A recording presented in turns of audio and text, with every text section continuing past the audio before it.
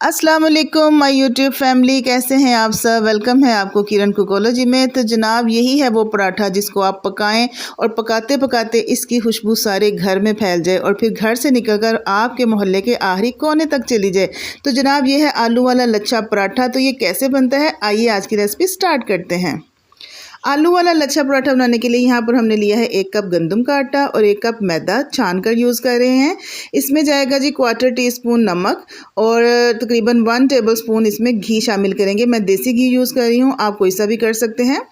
अच्छा जी, आटे और मैदे में हमने घी को अच्छे से मिक्स कर लेना है और रूम टेम्परेचर पानी लेकर इसकी हमने सख्त डो जो है ना वो तैयार करनी है। पहले मैंने थोड़ा सा पानी डाला है ताकि मैं इसके फ्लेक्स बना सकूं। तो ये देखिए, ये फ्लेक्स बनाना इसलिए ज़रूरी है कि इससे आपका पराठा बहुत ज़्यादा खस्ता क्रिस्पी बनता है। इस तरह से चंक्स बनने चाहिए।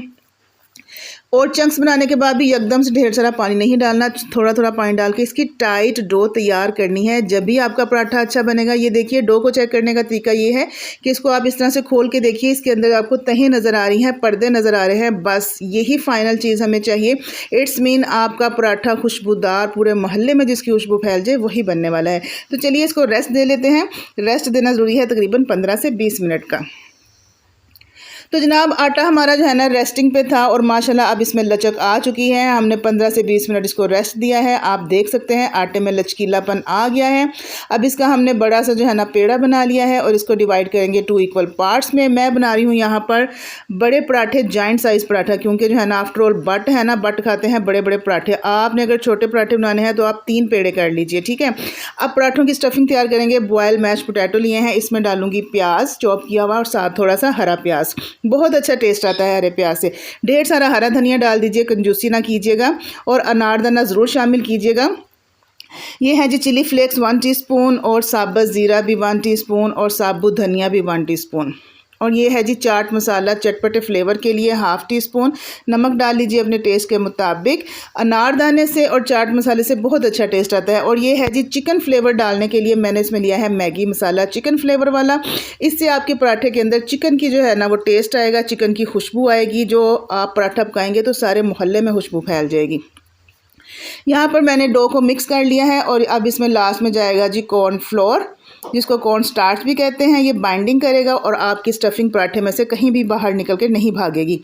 कॉर्नफ्लोर डालने के बाद इसको साइड पे करेंगे। मिक्स करने के बाद अब हमने जो 2 पेड़े बनाए थे ना जॉइंट साइज़ के, उसको मैं लूँगी, उसके किनारों को जो है ना प्रेस कर लूँगी और अब रोलर पिन की मदद से इसको फ्लैट करना है। पतली रोटी जितनी आप कर सकते हैं आप कर लीजिए और राउंड में नहीं करनी, थोड़ी ओवल शेप रखिएगा।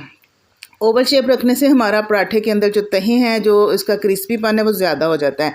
जो स्टफिंग तैयार की थी वो फैला लेंगे साई रोटी के ऊपर और थोड़ा सा मैदा डस्ट करेंगे। और अब चम्मच की मदद से हमने इस स्टफिंग को ना प्रेस कर लेना है ताकि जो है ना ये स्टफिंग साथ चिपक जाए और जब हम इसको फ़ोल्ड करें तो ये बाहर ना निकले। एक किनारा पकड़ के हमने फ़ोल्ड कर लिया है। अब दूसरा किनारा पकड़कर वो भी इसके ऊपर फ़ोल्ड कर लेंगे और हल्के हाथों से इसको ऊपर से प्रेस करना है, ज़्यादा ज़ोर नहीं लगाना, ठीक है ना।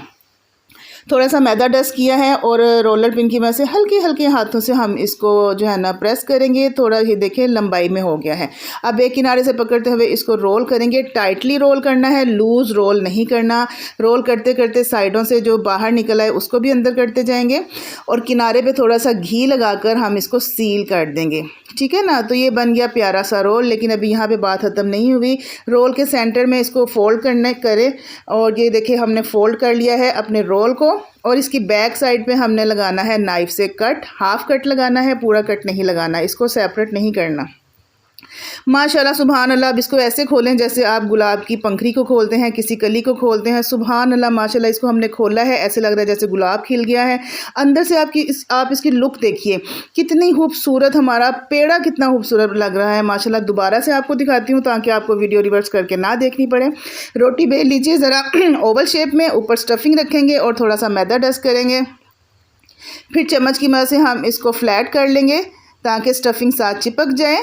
और अब इसको हम एक साइड से पकड़ के फ़ोल्ड करेंगे, फिर दूसरी साइड से पकड़ के फ़ोल्ड करेंगे, ठीक है ना। हल्के हाथों से करना है, ज़ोर नहीं लगाना है।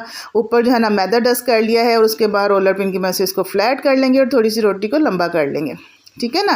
अब एक किनारे से पकड़कर हम इसको फ़ोल्ड करना स्टार्ट करेंगे। टाइटली फ़ोल्ड करना है आपने जनाब। आप ये सहरी में पराठा बनाकर खाएं, आपको सारा दिन भूख नहीं लगेगी और माशाल्लाह आप जो है ना बहुत जो है ना अच्छा फ़ील करेंगे। ये पराठा इतना मज़ेदार बनता है, बहुत ज़्यादा अंदर से जूसी बनता है, मलाई पराठा जैसे होता है ना।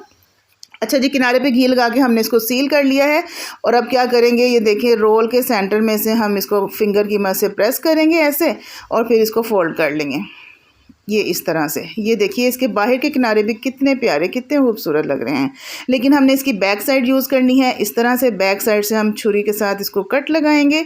कट हमने जो है ना वो हाफ़ लगाना है और माशाल्लाह इसको खोलेंगे जैसे गुलाब की कली को खोलते हैं। माशाल्लाह सुभान अल्लाह, ज़बरदस्त। आप देखिए अंदर अनारदाना भी नज़र आ रहा है, अंदर धनिया, आलू, ज़ीरा सब कुछ नज़र आ रहा है। माशाल्लाह बहुत ही खुशबूदार पराठा बनने वाला है।